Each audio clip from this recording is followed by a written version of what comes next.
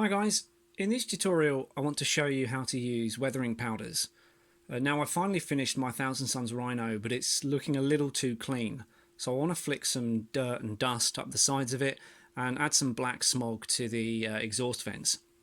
So the weathering powders I'm using, they're found on eBay. I should imagine they're all roughly the same, and I think the pack was originally designed for model trains, but it'll all do the same job in the end. So what we're going to need, aside from our weathering powders, is a large brush to apply the powder initially. Humbrol Deco Fix, if we can see here. A sheet or palette just to mix them on. I've got some makeup brushes, as surprising as that sounds. They're kind of spongy actually on the end. If you haven't got any of those, cotton buds work just about the same. So the first step is to mix up our weathering powders. So here I've got a dusty colour, what's called brake dust. So I'm going to open this carefully, and this is a little too orangey than I actually want to go straight on the tank. So I'm assuming that the Thousand Suns are on some sort of desert planet. I want to sort of tone that orange down a little bit, so I'm going to use the brown rust as well. So the first step really is to, by using your larger brush, just fish some powder out and put it on your palette. And again with that. Now, you won't really know the true colour until you mix some water with it. So I've got some just out of shot here, and we're going to mix it together. You might need a few more drops. So the solution needs to be quite wet. Now that is very dark now, so I've probably mixed it a little too far the other way, but not a problem. I'll just use another brush and just grab some more of the yellow powder and see how that goes. So you've got a bit of time to play with here. So carry on mixing until you're fairly happy with the result. That's looking quite muddy now, so I'd imagine just a fraction more of the yellow powder here. You end up using quite a bit of it, so it doesn't matter that you keep mixing bits in. So yeah, I'm a bit happier with this colour. So now that we've got that mixture ready to go, I'm going to use the Humbrol Deco Fix. Now, ordinarily this is designed to go over top of decals or decals, depending on how you pronounce it, to seal them onto a model. When adding into a weathering powder mixture, what it does is allows the powders to be handled a lot more. So over time, when you keep picking your model up, you're not going to wear them off with your fingers.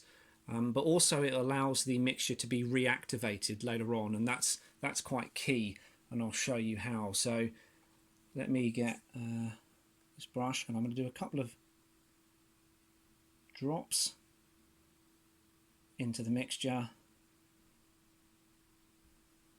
There we go.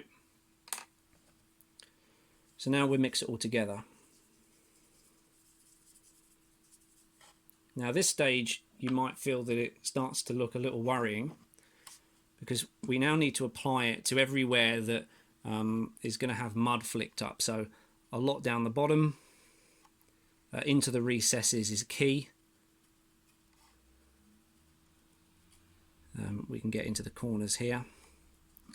We're going to take away a lot of this powder afterwards, so don't worry that it's looking too heavy right away. Obviously tank tracks, that's an area that's going to be completely caked with dust and grime.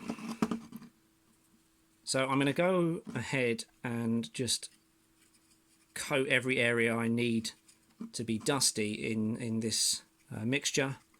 Then I'll come back to the video in a second.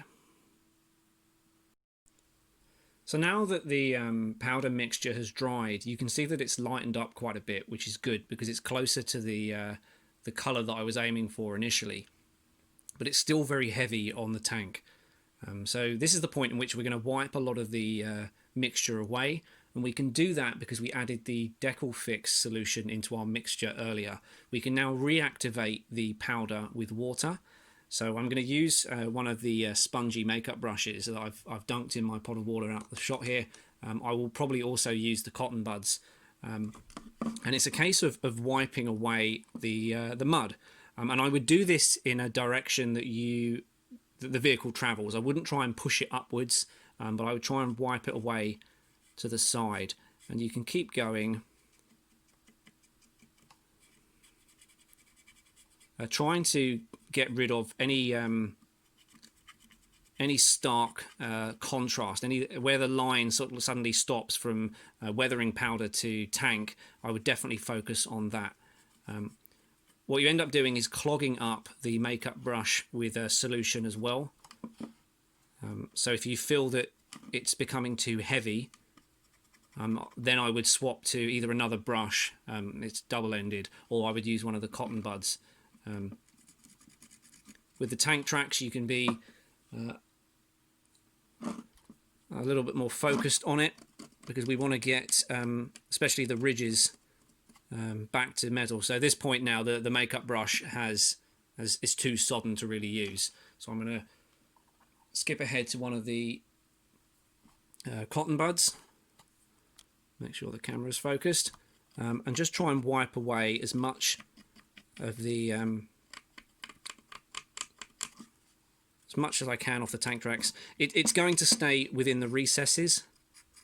That's fine because the mud would typically stick in the grooves and whatnot, but it would obviously get wiped away on some of the other areas that's more pronounced. Try and get into those corners here.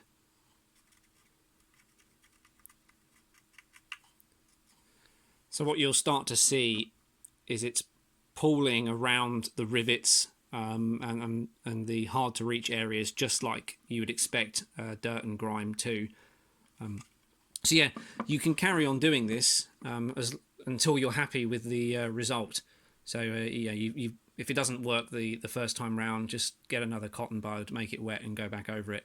It's worth noting actually, when I was finishing off the model with the first solution, I did have to add some water to the mixture as I was doing that. It started to dry out, so yeah, again, feel free to do that, to keep you going. But yeah, I will carry on wiping away this mud until I'm happy with the result, and then we'll crack on with some of the black smog around the exhaust. So now that the mixture has dried for the second time, we can see that it's looking a lot more realistic. A lot of the powder that we've wiped away has pulled into the recesses, just like you'd expect mud to do. There are still some areas you can see in the back corner where the powder's still fairly heavy. I'm going to leave it as it is. I'm quite happy with that, but if you were so inclined, you can get another cotton bud, make it wet again, and then keep wiping away until you're happy with it. So yeah. So I'll move on to the black weathering powder for the soot or smog now, and just like we did earlier, I'm going to grab some of the mixture, probably a couple of brushfuls,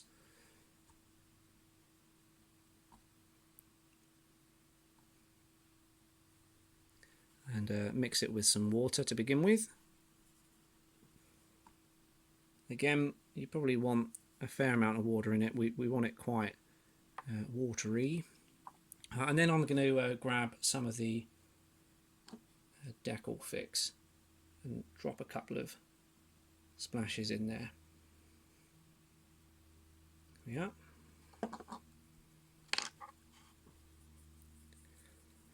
Now for this stage, I want to be a tad more careful with where I'm applying the mixture, because I don't want it all over the tank, but we are going to aim for the areas around the exhaust. So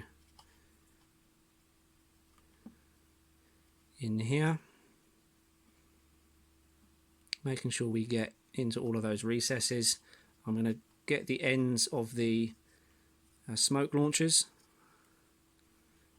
the tops of the ornamental exhaust vents, and I'm going to grab and put some powder around here. So yeah, entirely up to you where you apply it. So I'm going to quickly get all of this done and let it dry. So once the black's dry, we're going to do exactly the same thing we did previously, and I'm going to skip straight to using the cotton buds here. Just dunk them in a bit of water, and this time I'm going to sort of not be as directional with where I'm wiping, because it would be coming out of the exhaust in like a cloud, wouldn't it? So it's going to get sort of all over the general vicinity. But just like in the last stage, you can keep wiping this until you're happy with the final outcome. There's quite a as you can see, the brush has left quite a mark here. I definitely want to remove this, because you want a gradient. So yeah, very simple to do. I'm gonna carry on wiping away some of this black soot, getting the detail back from underneath, really focusing on getting rid of those harsh lines. And instead, eventually the cotton bud becomes too saturated to really be of any use. So make sure you've got extra cotton buds to hand to swap out when they get too wet. So yeah, almost finished, and then we'll just wrap it up.